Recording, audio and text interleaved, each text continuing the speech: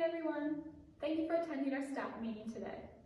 I have been given the opportunity to share some professional learning with you. This presentation that I'm about to discuss demonstrates how we can explicitly teach reading and writing in health and physical education, while also providing literacy and numeracy support using a curriculum-relevant text. As discussed in our prior meeting, we are looking at an example from the Jacaranda Health and Physical Education Year 7 and 8 textbook, focusing on a nutritional-based lesson.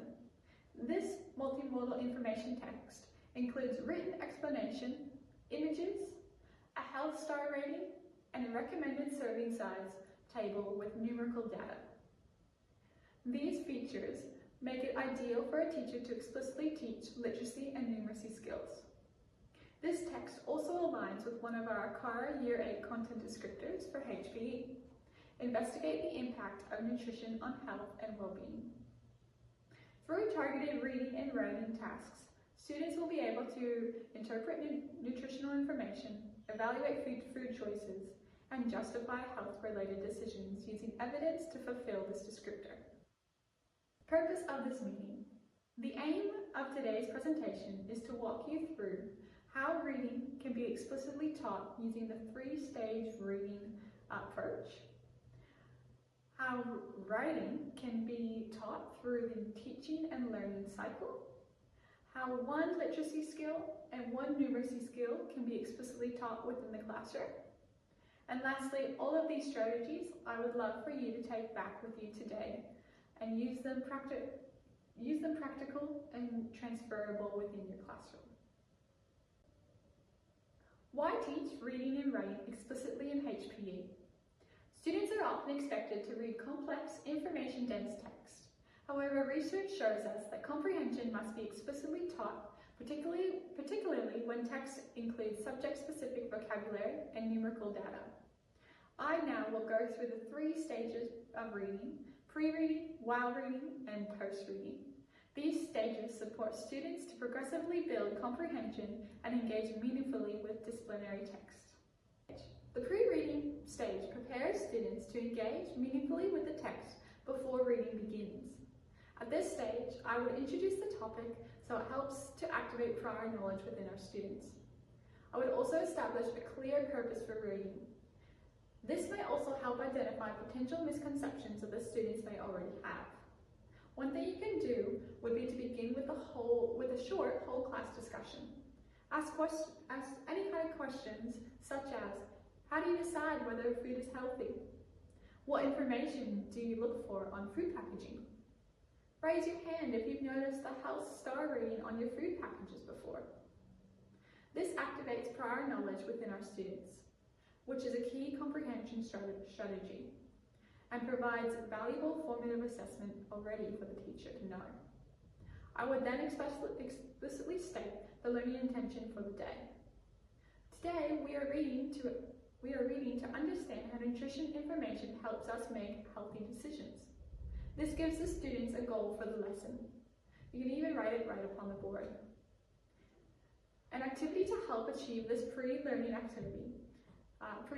knowledge will also be the KWL chart. Know, want to know, let. Students would complete the K and the W components only during this pre-reading stage, recording what they already know and what they might possibly want to know. This is an important strategy for literacy because it reduces cognitive load, establishes a purpose for the reading, and supports comprehension, particularly for students who may struggle with dense information text. To further prepare the students, I would conduct a text feature walk, explicitly drawing attention to the headings, subheadings, nutritional table, the images, the diagrams, the health star ratings. This supports students to understand how information is organized in the HPE text and aligns with the literacy general capability under word knowledge as they construct meaning from the text. Studies have found that while reading strategies, such as guided reading from the teacher questioning, and modeling comprehension processes significantly support students' understanding by helping them process information as they read. During reading, I would break the text into manageable sections, such as, we're just going to read this small part first, students. Read some sections aloud, let them read some independently, model comprehension strategies using a think aloud. For example, when interpreting a nutritional table, I would model how to read across rows and columns explaining how serving sizes affects nutritional values.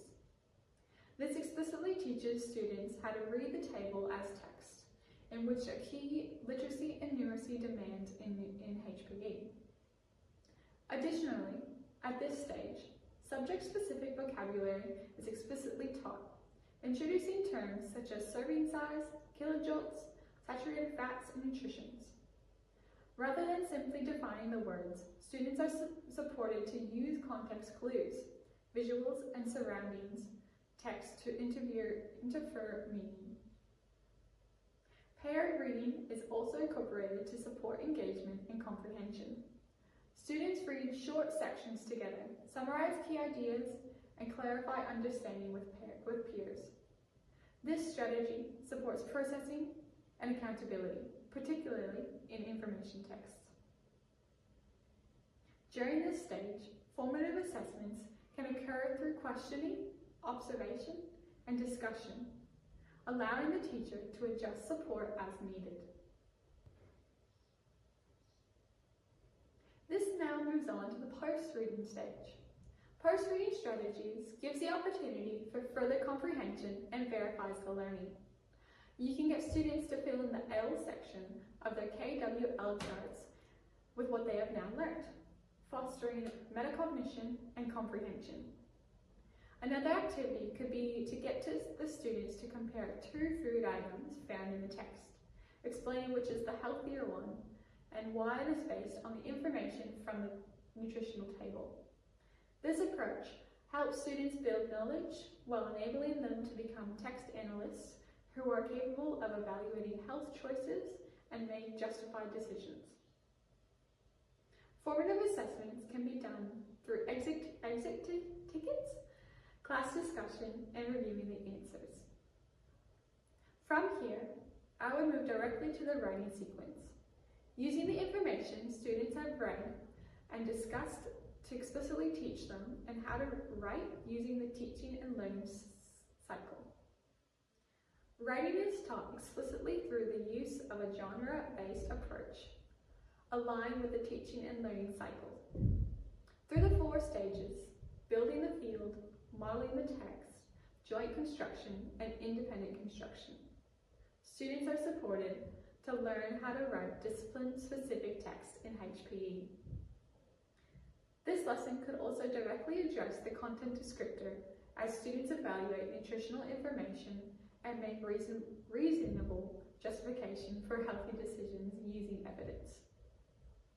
After the post-reading sequence, students complete a justification written task where they compare 2 options and make a choice. Students use the nutritional information and evidence from the text to justify whether or not their chosen option is healthier. Building the field. Building the field focuses on developing students' background knowledge, conceptual understanding, and subject-specific vocabulary required for the writing task. Students revisit key HPE concepts, including food groups, serving sizes, the House Star Rating system. This stage explicitly reinforces discipline-specific vocabulary, enabling students to understand and use key terms accurately in their writing. Connections are made between the reading activities and the writing activities, ensuring students can draw on the text-based evidence while constructing their justification. This stage is essential for literacy development because students cannot write effectively about content they do not understand. Building shared knowledge supports comprehension and prepares students to engage meaningfully in the written tasks. Modeling the text. In the modeling stage, the aim is to model what you expect to see from your students in the written task. Having the expectations visible and explicitly analyzing gives the student something to refer back to.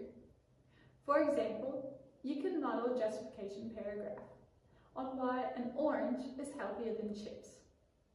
By using evidence from the text that they also read, make sure to highlight key language features you may be looking for. Modelling makes the genre visible and supports students to understand how language choices shape meaning in their writing. This explicit instruction is particularly important in HPE, where students are required to justify decision using evidence rather than personal opinion alone. Joint construction. During joint construction, students collaboratively write a justification paragraph with teacher's guidance. This stage provides guided practice, allowing students to apply their understanding of structure and language with support. This is a great stage to answer students' questions. The stage also supports differentiation by allowing the teacher to respond to students' needs in real time. It aligns with the gradual release of responsibility model, where responsibility from writing shifts progressively from the teacher to the student. Independent construction. In the final stage, you can get students to independently write their justification paper. This is a great stage also to incorporate differentiation strategies, such as having students to access a word bank, reduced word count, success checklist, step-by-step instructions. This allows students to demonstrate independent control of the genre whilst accessing scaffolds as needed. It also provides evidence of students' ability to meet the literacy needs and demands of the content descriptor through information decision-making and evidence-based reasoning. Having shown how reading flows into writing through teaching and learning cycle, I'm now going to demonstrate how one literacy skill and one numeracy skill could be explicitly taught within the classroom. The literacy skill we are looking at is how to use subject-specific vocabulary. This is essential for comprehension and effective writing in HPE. Words such as kilojoules, unsaturated, legumes, whole grains are some words that students may not fully comprehend, and we cannot just assume that they know these.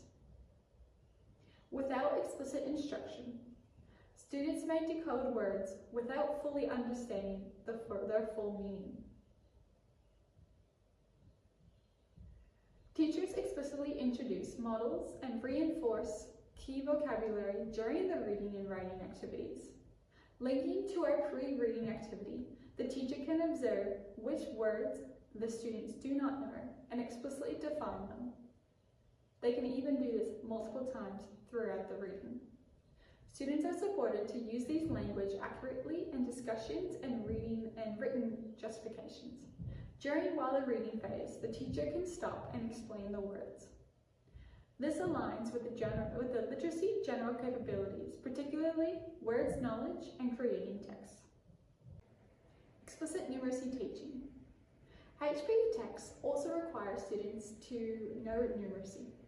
Specifically, this text interprets fractions and quantities, such as serving sizes and grams per serving.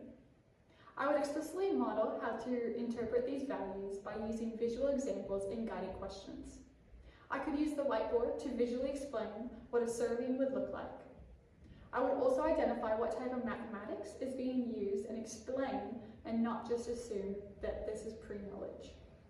This supports students' number sense and aligns with numeracy, number sense, and algebra, where students apply numerical reasoning in real-world context. Students apply this skill by embedding numerical evidence into the justification of writing. To conclude this presentation, demonstrating how reading, writing, literacy, and numeracy can be explicitly, authentically taught in HPE. By using curriculum-aligned text and structured teaching frameworks, we can improve comprehension, support disciplinary writing, and develop critical health literacy. Most importantly, these strategies are practical and transferable, enabling you to apply them confidently in your own classrooms. If you would like to have any of these references for your classroom, please stay behind and I'm happy to give them to you. Thank you for coming to the presentation today.